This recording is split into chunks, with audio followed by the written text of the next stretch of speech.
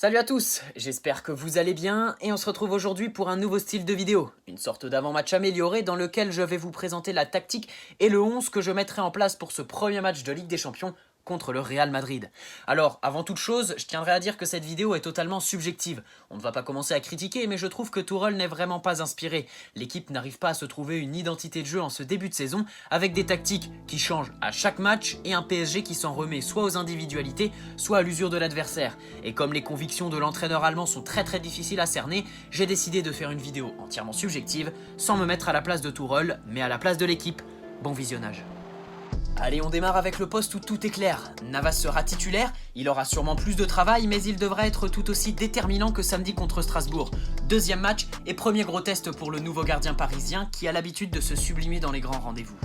En défense, j'insiste peut-être, mais le système à 3 est bien plus sécurisant, surtout contre des attaques aussi fortes que celles du Real. Marquinhos à droite de ma défense en surveillance permanente, voire au marquage individuel sur Eden Hazard, comme il l'avait très bien fait contre Pogba à Old Trafford. Thiago Silva dans l'axe, avec le brassard, qui joue de son anticipation pour s'assurer le moins de perforations possible par Hazard ou Bale, qui prend Benzema au marquage et qui redouble de vigilance dans les airs. Il faut toujours avoir ce temps d'avance sur l'attaquant français, qui lorsqu'il a un peu de liberté, l'exploite au maximum et peut faire très mal. À gauche de la défense, Kimpembe est trop juste. Abdou Diallo a joué samedi et sa faculté de coulisser sur la gauche tombe à pic. Il doit prendre Bale, se montrer intransigeant dans les duels et le prendre comme Marquinhos avec Hazard au marquage individuel. Donc pour conclure, système à 3, pas de défense en zone ni de défense placée, chacun son joueur, défense individuelle et un peu à l'image des systèmes de José Mourinho, replacement en barrage pour défendre en 1 contre 1. Marquinhos et Diallo très vite sur le porteur pour freiner sa course le plus haut possible et le désorienter, toujours devant lui sans chercher à récupérer la balle tant qu'il n'a plus de vitesse et bien sûr le tout les yeux rivés sur le ballon. Thiago Silva ne pourra pas marquer individuellement Benzema dans le jeu, tant ce dernier se déplace loin en décrochant pour s'impliquer collectivement, mais il pourra rester en zone pour couvrir. Bale et Hazard au marquage individuel par Diallo et Marquinhos, Benzema surveillé par Thiago Silva, harcelé par Gay lorsqu'il est en sa zone d'action pour orienter et privé de liberté sur coup de pied arrêté. A droite et en piston, Dagba et Kehrer ne sont pas aptes, et même s'il n'a pas joué depuis 3 matchs avec Paris, Thomas Meunier a un peu de rythme et des repères, puisqu'il a joué 180 minutes lors de la trêve internationale, en piston justement. Thomas Tuchel ne lui accorde pas une grosse confiance, et c'est une certitude. Sinon, pourquoi il a préféré aligner Dagba face à Metz et Strasbourg, ou même Kehrer contre Toulouse? Mais il faut se rendre à l'évidence, Meunier a plus d'expérience, est bien plus fiable et beaucoup plus performant que Dagba et Kehrer à ce poste, et si on reste objectif, on sait pertinemment que Tuchel ne fait pas de Meunier son titulaire en puissance. Mais ici, il est en cas de force majeure, et puisque nous sommes dans la subjectivité, j'aligne Thomas Meunier à droite de mon milieu à 4 en piston. Il connaît bien Hazard et son physique additionné à sa puissance pourront aider Marquinhos à droite. Et puis offensivement, son expérience, ses qualités de débordement, de centre et sa capacité à rentrer à l'intérieur du jeu pourraient poser pas mal de problèmes à une défense madrilène qui n'est pas au mieux et qui jouera sans Ramos. A gauche, premier choix risqué, Tourelle adore Di Maria, qui n'a pas le coffre nécessaire pour un vrai repli défensif, mais qui peut faire d'énormes différences individuellement pour l'équipe et sur coup de pied arrêté, surtout lorsqu'il n'est pas dans l'ombre de Neymar. Derrière, Diallo sait défendre dans le couloir, Silva pourra couvrir puisque Benzema n'est pas toujours sur le front de l'attaque, et à droite, Meunier peut apporter de l'équilibre défensif en transformant le système en défense à 4.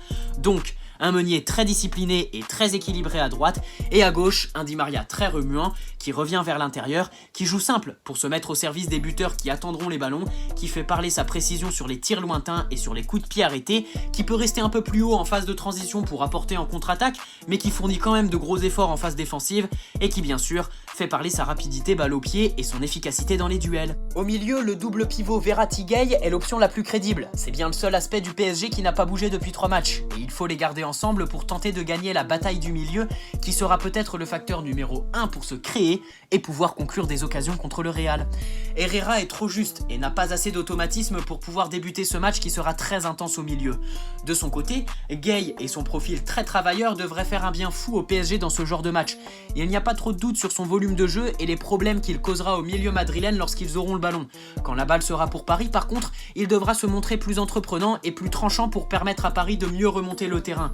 Aucune consigne précise, sa régularité ne nous embête pas à la veille d'un grand match. Gay, fais ce que tu sais faire, c'est-à-dire harceler l'adversaire, récupérer des ballons, avoir un gros volume de jeu, mettre de l'intensité à la récupération et bien sûr, la clé de tout ça, mouiller le maillot. À ses côtés, l'indétrônable Verratti sera titulaire et au vu de son début de saison, il pourrait même jouer tout le match. Gay devrait être le leader du milieu sans ballon. Mais quand Paris l'aura, Verratti devra faire parler son excellente vision du jeu, il devra endosser le rôle de créateur et aspirer le pressing adverse pour mieux ressortir comme il le fait si bien. Son jeu avec ballon sera crucial, et on attend du petit hibou la confirmation d'un début de saison prometteur, aux côtés d'un Gay très complémentaire. Allez, on saute le poste de numéro 10 où je vous réserve une petite surprise qui a été décidée parce que devant, j'ai choisi d'aligner Cavani et Icardi ensemble. Le Real sera amputé de Sergio Ramos et de Nacho. C'est donc Militao qui devrait débuter aux côtés de Varane. Eh bien, j'ai décidé d'aligner deux attaquants, deux véritables finisseurs car le PSG aura besoin de monde dans la surface. Ce ne sont pas Di Maria, Idrissa Gueye et encore moins Verratti qui seront dans la boîte lorsque Paris devra finir sur des ballons fuyants. Cavani sera prêt pour jouer et devra remplir le même rôle qu'il a depuis le départ de Zlatan, c'est-à-dire travailler pour l'équipe sans le ballon. Son abattage au pressing et ses sacrifices défensifs seront d'une importance capitale pour gêner le milieu madrilène ou même Varane, qui par son profil très moderne représente un vrai danger qu'il faudra toujours occuper à autre chose qu'avoir le ballon, puisque sa faculté à casser les lignes pourrait faire très mal à un PSG qui, une fois désorganisé, peut vite partir en cacahuète. Et puis offensivement, l'Uruguayen aura son importance par son jeu de tête, sa finition et sa capacité à prendre la profondeur en libérant de l'espace pour Icardi qui n'aura qu'une seule vraie tâche, rendre tous les ballons dans la surface adverse intéressants en faisant parler son sens du but et son efficacité.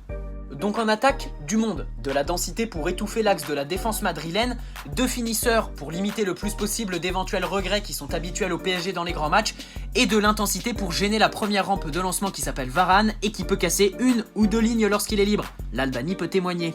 Mais du coup, on a deux attaquants, de vrais finisseurs qui attendront les ballons le plus proche du but et qui en aucun cas se les emmèneront ou marqueront sur un exploit individuel. C'est pour cela que sans Neymar, j'ai décidé, attention, petite prise de risque pour l'originalité de la vidéo parce que sinon c'est pas très intéressant, de miser sur Paredes. Oui, c'est pas très objectif. Tourelle ne le titularisera sûrement pas, mais quand on y regarde de plus près, le PSG a recruté au milieu. Les lacunes que Paredes a montrées sous le maillot du PSG seront désormais corrigées, et l'Argentin en 10, on ne l'a encore jamais vu dans cette position avec Paris.